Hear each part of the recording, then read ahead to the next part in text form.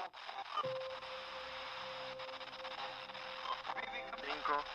4, 3, 2, 1, aire. Attention to all operators on countdown 1. We're going to start our go, no go poll. Good morning. On your screen is Starship as it awaits our integrated flight test from Starbase Texas. Flight directors, go for flight.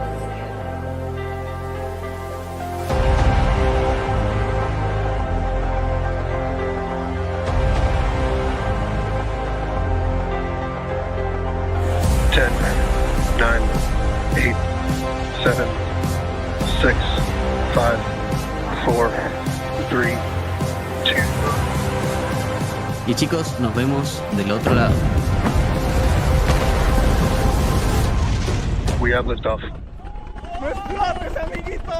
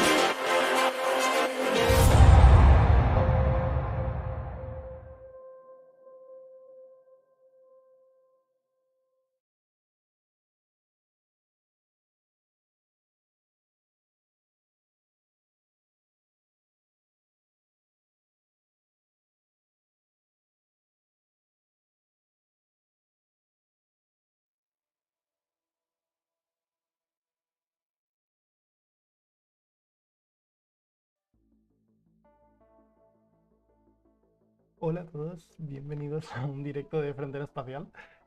Teóricamente tenía que estar en el día de hoy Julián, había dicho que iba a estar o sino que iba a avisar, pero de momento no está. Yo estoy aquí de fondo porque teóricamente estoy en una reunión de trabajo. Pero bueno, os dejamos la transmisión de SpaceX de este momento.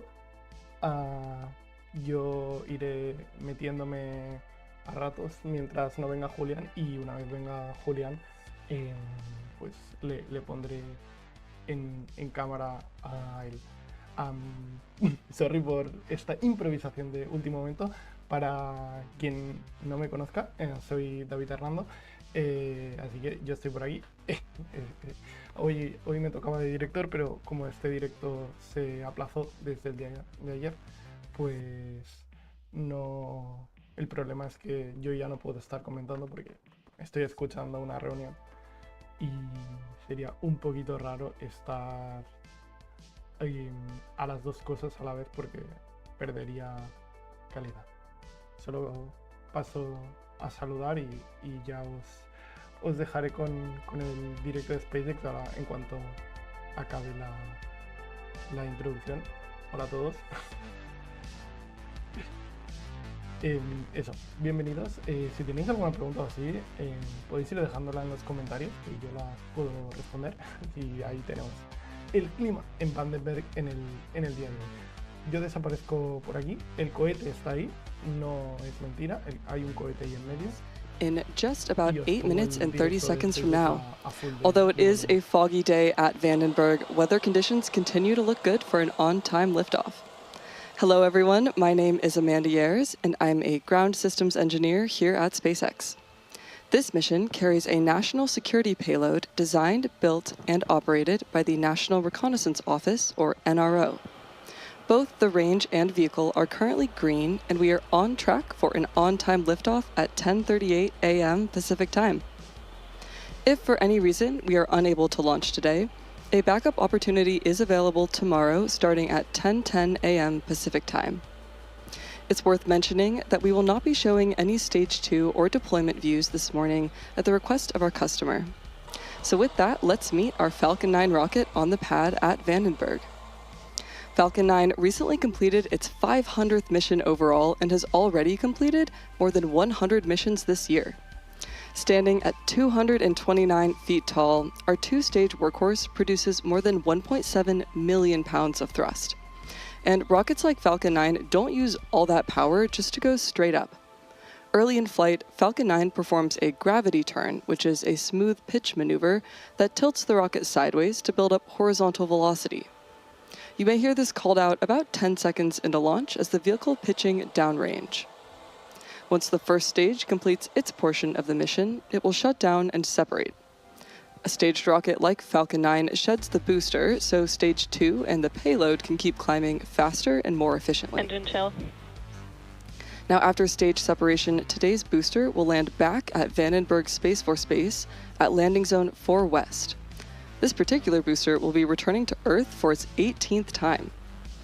The second stage will take over from there, powered by a single Merlin vacuum engine, or the MVAC for short.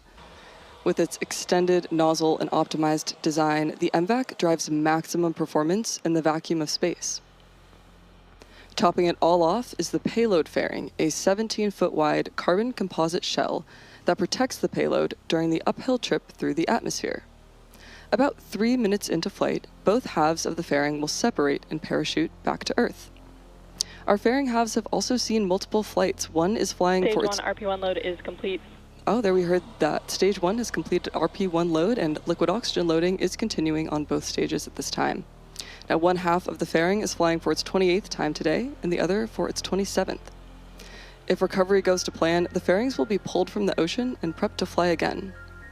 So much of what makes Falcon 9 remarkable happens in flight, from stages separating, the first stage landing itself back on land or a drone ship in the middle of the ocean, fairings parachuting back, all to get ready for another flight to space. And getting to space is the first step in building our multiplanetary future. Now, back to today's mission. At T-minus 5 minutes and about 30 seconds, both the weather and vehicle continue to look good for today's launch. Coming up next in the countdown, the Transporter Erector, or TE, will begin to retract away from Falcon 9. That's the large truss structure that you can see standing next to the rocket. It's hinged at the base, and it's connected to a launch mount beneath the first stage.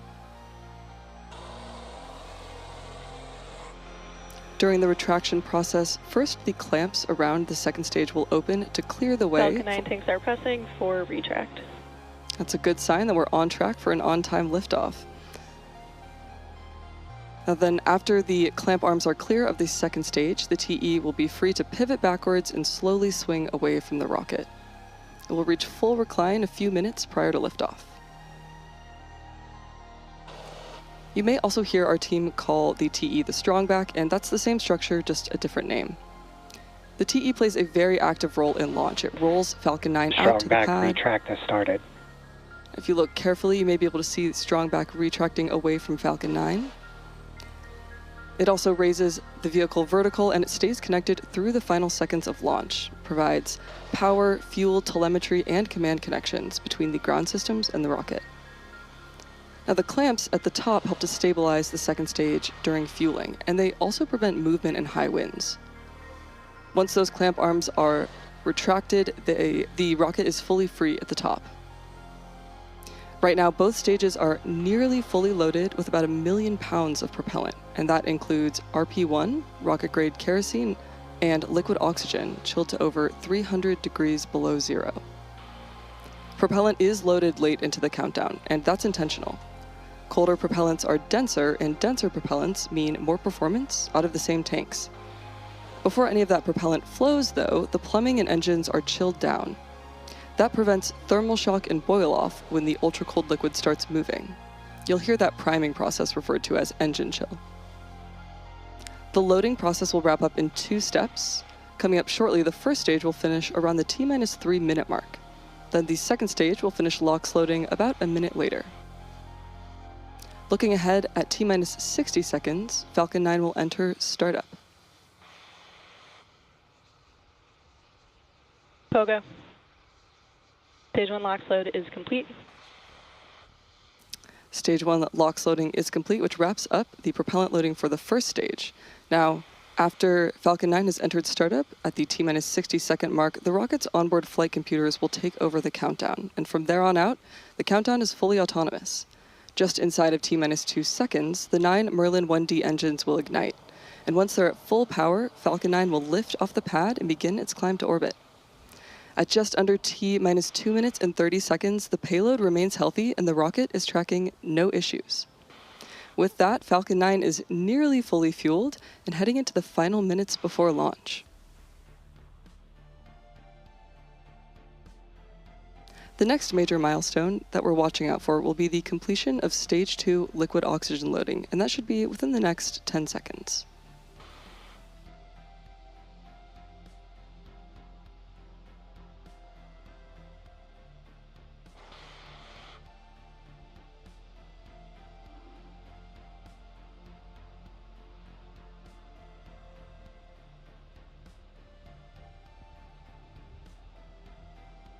Stage 2 LOX load is complete.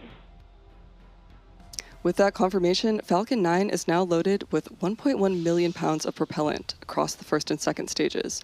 And at this point, you've probably also noticed the white clouds venting from the rocket through the fog. Ground gas close out. That's condensation from venting the cold oxygen gas overboard to maintain nominal pressure on vehicle. Gas closeouts have started, which refers to the venting and shutting down of gaseous systems such as topping off the tanks and sealing vents to maintain pressure. At this point, we are standing by for confirmation that Falcon 9 is in startup at the T-minus 1 minute mark.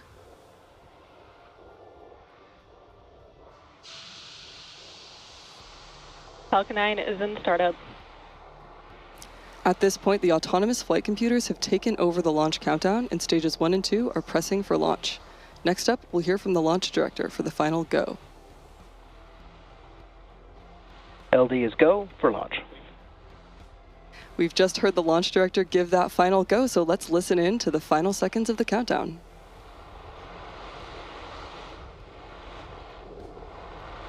T-minus 30 seconds.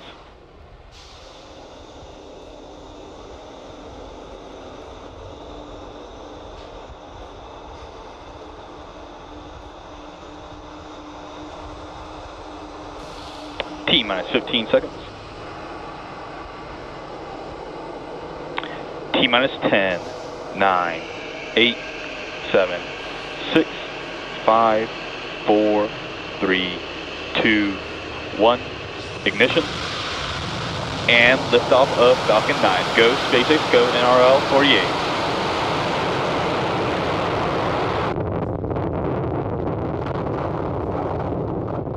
Vehicles pitching downrange. M1D chamber pressures are nominal.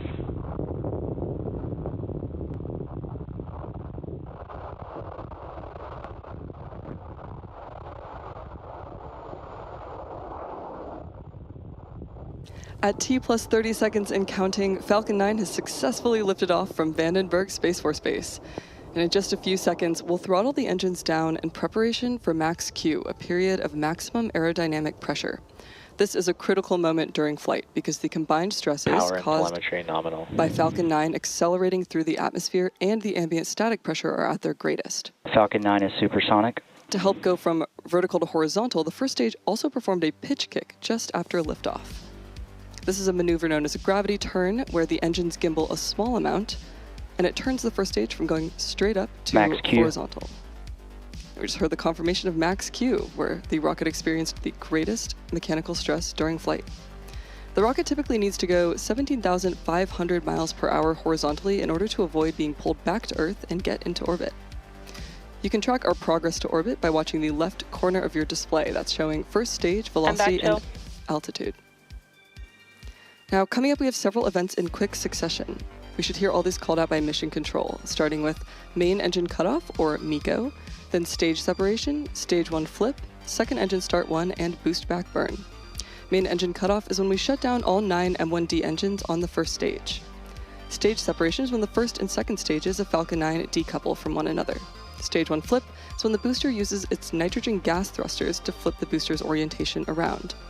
Second engine start 1, we will light the MVAC engine on the second stage for the first time, and after that, is boost back burn, where the engines will light to place stage 1 on a trajectory to the landing zone. So keep an eye out for those events happening back to back.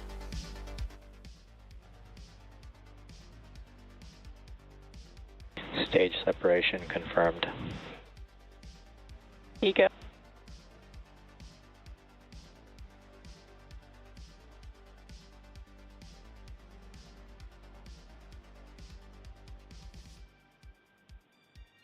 MVAC startup.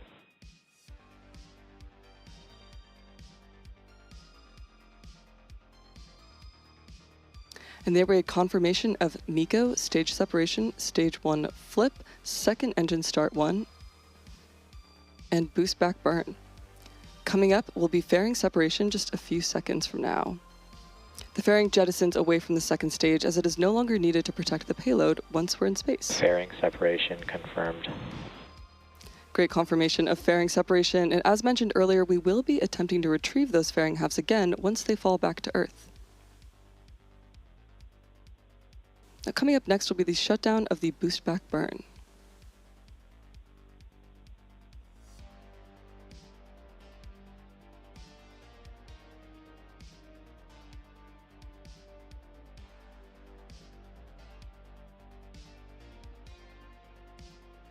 We are currently at T plus 3 minutes and about 30 seconds into today's mission, and the next major milestone is coming up at the T plus 6 minute mark, when you should see the first stage's entry burn on your screen. To start that entry burn, we will be lighting the 3 M1D engines on the first stage, starting with the center engine, known as E9, and followed shortly by the E1 and E5 engines. This is similar to pumping the brakes to slow the vehicle down as it passes back into Earth's atmosphere. We need to do this to slow down and reduce re-entry forces, which will help us recover and reuse the first stage. During the entry burn, Falcon 9 is decelerating by firing its Merlin engines, but the vehicle is still moving really fast. And this causes it to fly through Merlin's exhaust gases, also known as the rocket's plume, which deposits a layer of soot on the vehicle's surface. That's why our flight-proven vehicles look the way that they do. That soot comes from the carbon-based fuel that Falcon 9 uses, and with each flight, that layer of soot builds up a little bit more on the surface of the vehicle. Both vehicles are on a nominal trajectory. Now we are still more than 1 minute away from the beginning of the entry burn. On the left side of your screen, you can see the first stage decelerating and making its way back to Earth. At the request of our customer, we will not be displaying any views of Stage 2 for today. We do have some great views of the Falcon 9 first stage on its return journey, and it's not only using those Merlin engines, but also nitrogen gas thrusters and titanium grid fins for control. Reusability is key to lowering the cost of spaceflight, enabling more investments in critical space infrastructure. The Falcon 9 first stage supporting today's mission is performing this entry burn for its 18th time. And the payload fairings are also flight proven, with one half flying for its 28th time and the other for its 27th.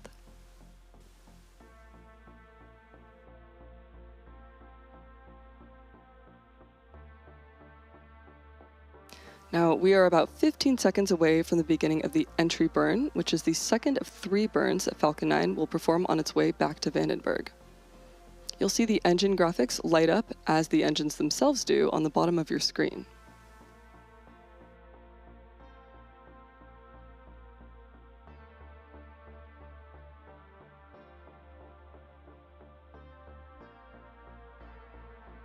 The entry burn has begun for the first stage. This will last about 15 seconds, and again, we're slowing the vehicle down in preparation for its final burn and landing.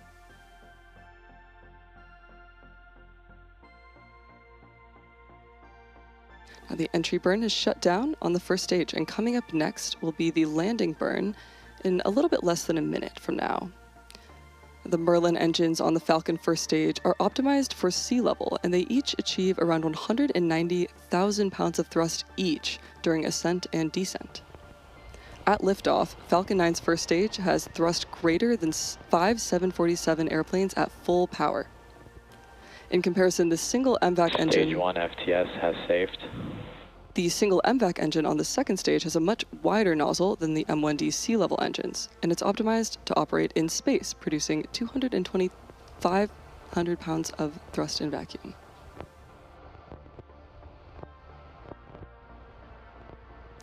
Now the landing burn has begun for the Falcon 9 first stage. This is the final burn the booster will perform before landing.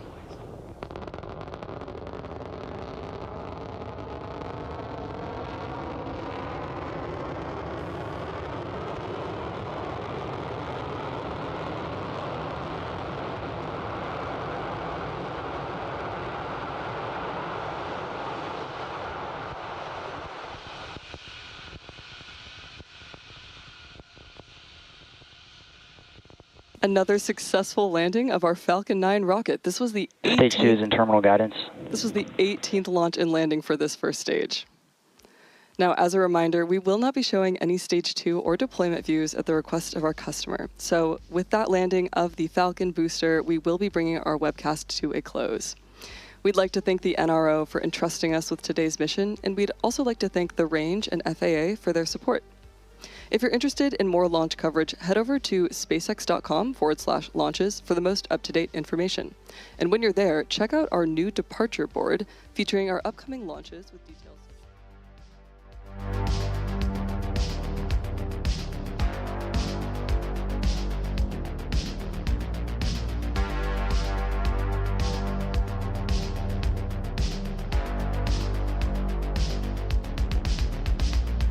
Hola de nuevo. Muchas gracias por acompañarnos. Sorry por no haber podido estar comentándolo en el día de hoy, pero bueno, el lanzamiento exitoso desde el